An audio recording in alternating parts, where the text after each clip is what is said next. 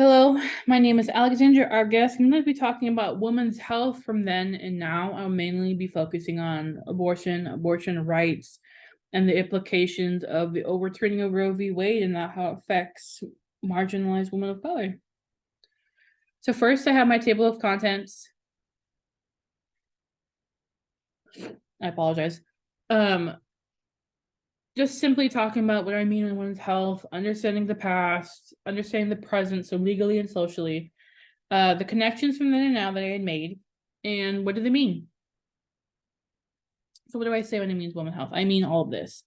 I mean prenatal, understanding education, anywhere from self-checkups to in-house checkups to clinical checkups, like anything you have to do that involves your reproductive health.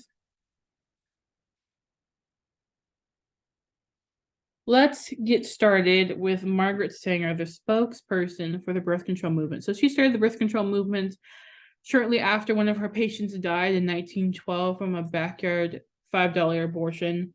This was due to that Sadie herself, Sadie Sanchez, felt that she had no other way to stopping the pregnancy she had. She had already tried to terminate one pregnancy, and it is unclear whether or not that worked. But either way, she tried again and had died from her injuries. Sadly, this affected Sanger in a way in which where the attitude of the doctor she worked with and just being overall cold to this woman, Sadie Sanchez, affected her. And she then began the birth control movement and was readily available to educate women on contraceptives, their sexual health, what does it mean during sex, how does sex work, what is birth control, condoms, everything. But with that being said, she also had the American Eugenics Society support her during her time period with this movement. Now, with that being said, within some research, it was shown that she had done this as a strategic move due to the fact that the American Medical Association wasn't quite on board with her yet. So she kind of took what she could get. I don't think it was a great move because then it really dwindles down the idea that you were fighting for marginalized women and women of color to have birth control and to have these rights but then you're suddenly working with a eugenics foundation that practically support Black and brown women no longer having children. It wasn't a great move, but it was a move nonetheless she felt like she had to make. But we recognize the fact that she had done great things for the birth control movement, but she had also made some great mistakes. Some big points that I kind of want to point out is that she had started her first way she had started talking about contraceptives was through the family limitation of 1914. There were simple pamphlets she passed out. She also had something called the Birth Control Review, which is kind of like the Goody Ladies book. Then she had her first birth control clinic called the Brownsville Clinic. That happened in 1916 along with her sister. The birth control clinic was probably the foundation for creating the Birth Control Foundation, which then turned into the Planned Parenthood Foundation, as we now know today, in 1946. That's kind of just the connection there of how that transitioned. And finally, later on, after she kind of gained some traction with the American Eugenics Society, birth control then became endorsed by the American Medical Association, which then began trials for creating the first birth control pill in 1937. Quite interesting, I would say. Next, we need some context about what I'm going to talk about when I talk about the present day. Anything in red you see is the region I'm going to be talking about. That just means that these areas are likely to have marginalized women of low income, low socioeconomic status, and they're predominantly going to be women of color due to the fact that of historical migration, this is where predominantly a lot of these women live and have stayed. So with that being said, let's move on to understanding the present legally through the Roe v. Wade overturning. The article I'm going to be using is called "A Year After the Supreme Court Overturned Roe v. Wade, Trends in State Abortion Laws Have Emerged." The author is Becca DeMonte and Carrie B. Jones. This is a donation-based website, but due to the fact that they had a multitude of resources, counteracting, I apologize, counteracting anything that might be biased, it felt pretty reliable. Now, what do I mean when I say trigger ban laws? So, right after the Roe v. Wade overturning, the states you see that are in colored shades of red instantly began bans on abortion, whether that be a full abortion ban or a partial abortion ban, or at set time in weeks, it was a ban nonetheless. As you can see the 6 weeks, 12 weeks, and 15 to 18 weeks marks. As you see, a lot of the full ban is in that color. So what does that mean? That just means that right out, it means that they're waiting for this to be overturned just to have these laws. It was kind of like they were sitting and waiting for something to happen. Next is Planned Parenthoods. Are they still alive? What's going on with them? So legally, Planned Parenthoods in these states can't do abortions, and in full abortion states. In some states where it has these certain time periods, it kind of then dwindles into the fact that they still can't have abortions for like no, I apologize. They still can't have abortions up to that time period, but the law of language of law, is very vague on anything that dwindles in with whether that be a choice abortion, rape or incest, or a medical necessity abortion. So because of those laws set in place, that just means that the language in the law is very vague and that it's not concise in what a medical professional can do. This affects a lot of Planned Parenthoods in these states because that means they're not going to attempt to do it because they don't want to be sued. They don't want to be tried. They don't want to be closed down, because if they're closed down, the women in that area don't get the healthcare that they need, any other healthcare besides just an abortion. Then something that it was quite interesting to find was something called bounty hunters. So bounty hunters are me, you, any type of civilian in these states shown in the colors of red. If we find out someone like person A is having an abortion, we could sue person A. That's practically all it is. So it's practically a fear-mongering tactic. Next is medical abortion restrictions. And medicinal, meaning that you just take a pill and abortions happens. In a lot of states, it's either a full ban or it's a heavily restrictions, meaning that you can't get it over mail, telehealth, Zoom, nothing. You have to go in, get in person, and when you do, you have to get this whole spiel about, oh, it can be reversed by a medication called progesterone, which in the article it states that that's not true and not scientifically proven. So they're just out here providing falsified facts. Next, crisis pregnancy centers. They are, you would hope what they sound like, a helpful resource for women, especially marginalized women within these areas, but they are not. In the article it states, when you call these centers, they are giving you anti-abortion rhetoric that are convincing you to keep your fetus, child, whatever you would like to call it, to keep it. And if you don't, you are going to have severe mental problems. You're going to be severely mentally damaged if you go through an abortion. So practically, again, just another fear-mongering tactic to stop women from having abortions if they're legal within that state. Next, let's talk about it socially. In the article,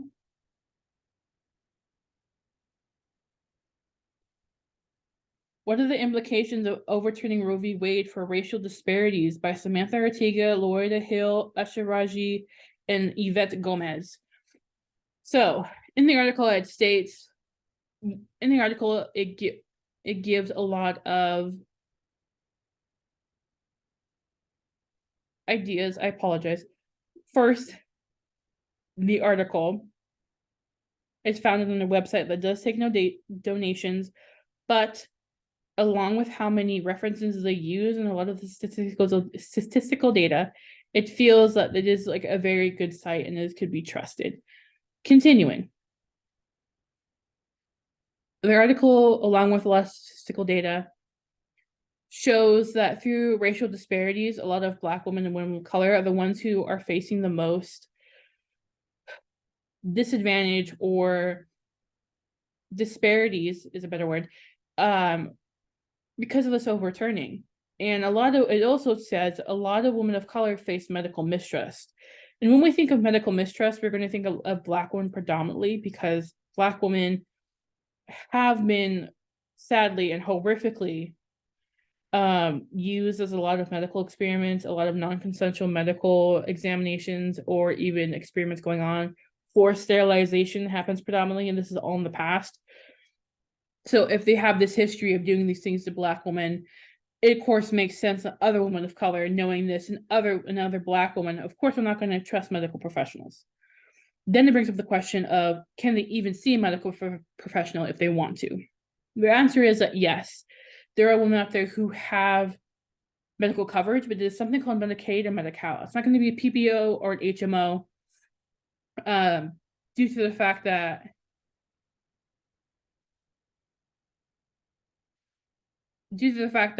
Medicaid and Medi-Cal is like the cheapest healthcare option you can get, and someone in a marginalized group who's already at the poverty line, that's all they can afford. Even if that's through an employer, that's all you can afford.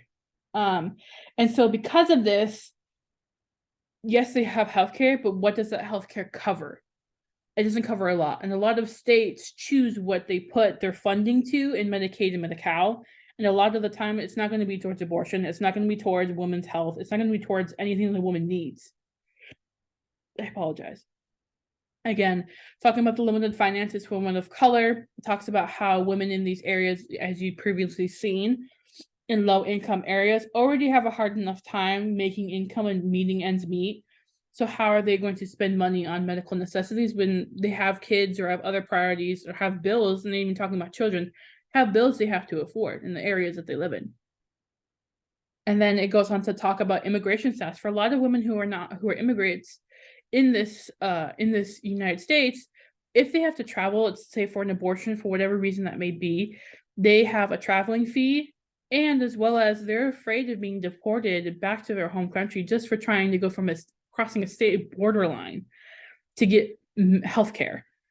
That's an understandingly crazy expectation to expect women to just be okay with. Of course, there's going to be fear. Of course, there's going to be anger and like fearfulness. And again, reinstating that the legal criminalization in some states, that's another fear-mongering tactic that these women can go to jail just for getting simple health care, just for having an abortion. Doesn't matter what the reason is.